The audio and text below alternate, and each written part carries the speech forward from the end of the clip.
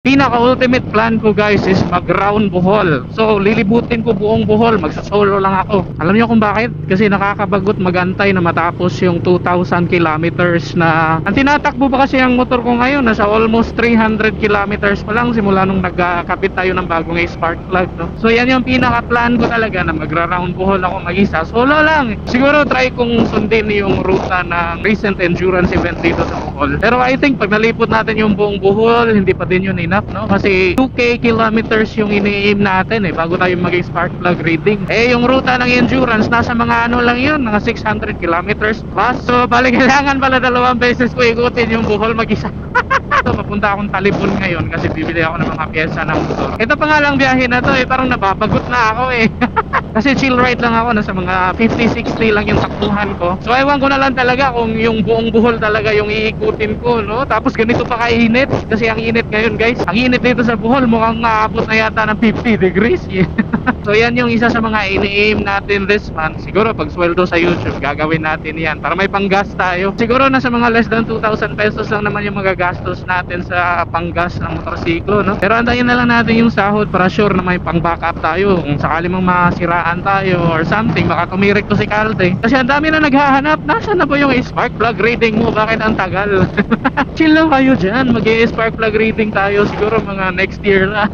Kasi yung biyahe ko sa amin pag ganito ng mga normal days, wala akong mga nilalakad-lakad, napakaiksi lang talaga. Bahay, merkado, merkado, bahay, yung mga ganun, mga konting lakad lang. Tapos magmumotovlog ako, nasa town lang din. So buti nga ngayon nakaalis tayo, kasi may bibilhin akong pyesa sa sa Yamaha dito sa Talipon. Pero ilang kilometers lang naman din tong Talipon. Pakita ko sa inyo yung harapan, no. Ang ganda tingnan sa GoPro kasi napaka tawag dito, napaka blue ng sky. Pero di nyo lang alam, sobrang init. Okay.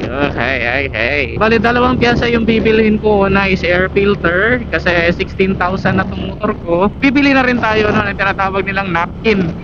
Fuel filter yun, yung kinakabit natin sa fuel pump natin. Bali pinipilter niya yung mga alikabok, yung mga dumi, baka may nahalo doon sa gas mo. Abang-abang lang guys ha, i-announce ko yan sa page ko kung sakali mang matuloy ang solo Bohol ko. Kasi di natin alam, baka nataon na sa mga stopover ko kayo makahingi kayo ng sticker kung mapadala na ni Kish Stickers PH yung stickers natin. Alright, okay, nasa Yamaha na tayo. Sana bukas sila kasi araw ng kagitingan pala ngayon, April 9. Ayun, mukhang bukas naman. Yamaja. Lugar na lang natin dito. Okay. Grabe, sobrang init ng panahon. Okay, so ito yung pinamili natin sa Yamaha guys, no? So bumili tayo ng air filter kasi 16,000 kilometers na tayo. Odometer. So asan na ba yun? Ito yung isa. Fuel filter or yung tinatawag nila na napkin para sa ating tangke, no? Napalitan na din natin.